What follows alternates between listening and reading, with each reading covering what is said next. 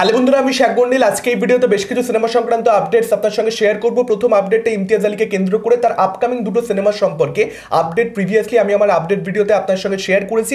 একটা ছবির মধ্যে আপনারা তিনটে জুটিকে দেখতে পাবেন, যেটা একটা পিরিয়ড লাভ স্টোরি হতে চলেছে। যে ছবির মধ্যে আপনারা দিলজিৎ দোসাঞ্জকে দেখতে পাবেন, নাসিরউদ্দিন শাহকে দেখতে পাবেন, একটা দুর্দান্ত কাস্টিং।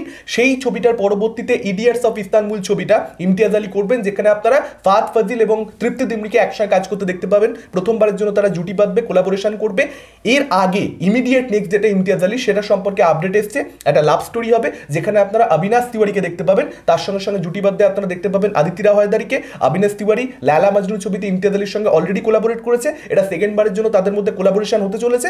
এই ছবিটার শুটিং 26শে ফেব্রুয়ারি থেকে শুরু হতে চলেছে এবং বাই মে এন্ড, সামারের শেষের মধ্যেই কিন্তু এই ছবিটার শুটিং কমপ্লিট করে ফেলা হবে। ওয়ান গোতে পুরো শুটটা কমপ্লিট করা হবে, এটাই আপডেট আসছে। এবার দেখা যাক ছবিটা কিরকম কি হয়। এর পরবর্তী আপডেটটা ব্যাডাস রবি কুমারকে কেন্দ্র করে হিমেশ রেশমিয়ার নতুন সিনেমা, যে ছবিটা প্রচন্ডই জঘন্য হয়েছে। আমি গতকাল রিভিউ দিয়েছি, একদম ঘাটিয়া একটা পিকচার হয়েছে। সেই ছবিটার প্রথম দিনের নেট বক্স অফিস কালেকশন ইন্ডিয়াতে, যেটা ট্রেড ফিগার আসছে 3,52,00,000 টাকা। এবার এই কালেকশনটা কতটা আসলে হয়েছে, কতটা এখানে জল রয়েছে, সেটাকে নিয়ে কিন্তু একটা সংশয়, একটা ডাউট সব সময় থেকে যাবে। তার কারণ কর্পোরেট বুকিং যে হয়েছে, সেটার কিন্তু আমি নিজে একেবারে প্রমাণ।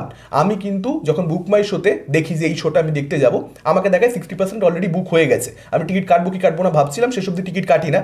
আমি ওখানে গিয়ে আর কি স্পট বুকিং করি, ওখানে গিয়ে টিকিটটা কাটি। এবং আমি যখন হলে ঢুকেছি তখন দেখছি কেউ নেই, পুরো ফাঁকা হল। আমি এবং কনই দুজনে মিলে ছবিটা দেখছি। আপনারা ভেবে দেখুন কি পরিমাণ এখানে বুকিং হয়েছে, এবং এটা তার মানে সব জায়গাতেই হচ্ছে। তো 3,52,00,000 মধ্যে কতটা জল রয়েছে এবং কতটা সেটা আসল, সেটা তো দেখুন কেউ বলতে পারবে না। তবে জল যে রয়েছে সেটা আপনারা একদম নিশ্চিত থাকতে পারেন। এর পরবর্তী আপডেটটা পরিচালক অরিজিৎ সরকারকে কেন্দ্র করে। অরিজিৎ দা, কনফিউজ পিকচার্স আপনারা সকলেই জানেন, রেস্ট ইন প্রেম খ্যাত। তারা কিন্তু ইউটিউবের জন্য আর ওয়েব সিরিজ নির্মাণ করছে না, তারা কিন্তু ডিরেক্টলি সিনেমা হলে তাদের আপকামিং কাজটা মুক্তি দেবে। যে ছবিটার টাইটেল হবে চিচিং ফাক, এটা একটা হরর কমেডি ছবি হতে চলেছে। প্রিয়াঙ্কা সরকারকে আপনারা মুখ্য চরিত্রে দেখতে পাবেন। অফিসিয়াল অ্যানাউন্সমেন্ট কিন্তু এই ছবিটার অলরেডি হয়ে গেছে।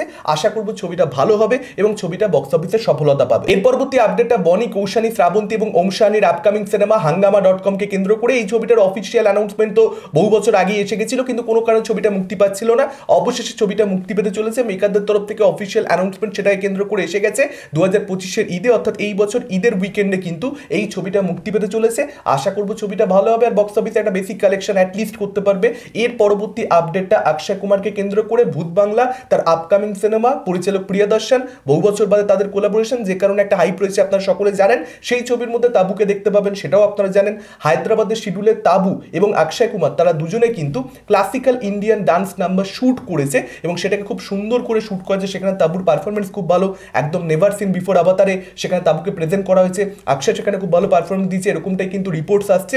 এবার দেখা যাক সেটা কিরকম কি হয়। খুব ক্রুশাল একটা স্টেজে ছবির গল্পের খুব একটা মোক্ষম জায়গাতে এই গানটাকে প্লেস করা হবে, সেটাই কিন্তু আপডেট রয়েছে। এর পরবর্তী আপডেটটা বিজয় দেবরকোন্ডার মাচাওয়েটের ছবি VD12 কে কেন্দ্র করে। এই ছবিটা সম্পর্কে খুব একটা ইন্টারেস্টিং আপডেট রয়েছে। VD12 এর টিজারে আপনারা রণবীর কাপুরের ভয়েস ওভার দেখতে পেতে চলেছেন। গতকাল মুম্বাইতে রণবীর কাপুর এই কাজটা সম্পূর্ণ করেছেন, এরকমটাও আপডেট আসছে। এবার দেখা যাক রণবীর কাপুরের ভয়েস ওভার এই টিজারটায় কতটা কি এলিভেশন দিতে পারে, দেখবার জন্য অবভিয়াসলি এক্সাইটেড। এর পরবর্তী আপডেটটা টক্সিককে কেন্দ্র করে।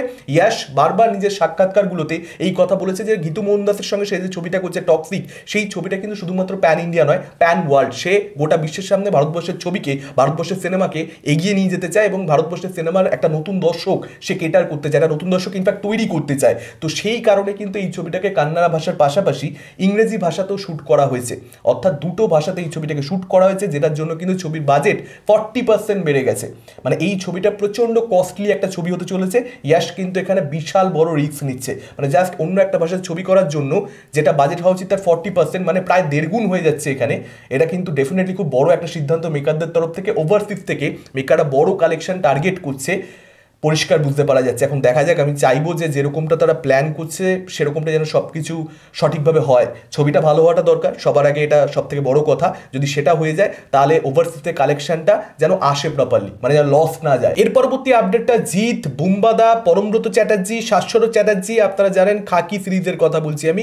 খাকি the Bengal chapter, Neeraj Pandey creator, নেটফ্লিক্সের আপকামিং সিরিজ, যেটা দেখবার জন্য আমরা প্রত্যেকে অপেক্ষা করছি। এই শোটাকে নিয়ে আজকে যেটা আপডেট রয়েছে, জিৎ ক্রস জিৎ গাঙ্গুলি, অর্থাৎ জিতের কাজে আবার জিৎ গাঙ্গুলিকে মিউজিক করতে আপনারা দেখতে পাবেন। একটা নামী পত্রিকার তরফ থেকে সেরকমটা জানানো হয়েছে।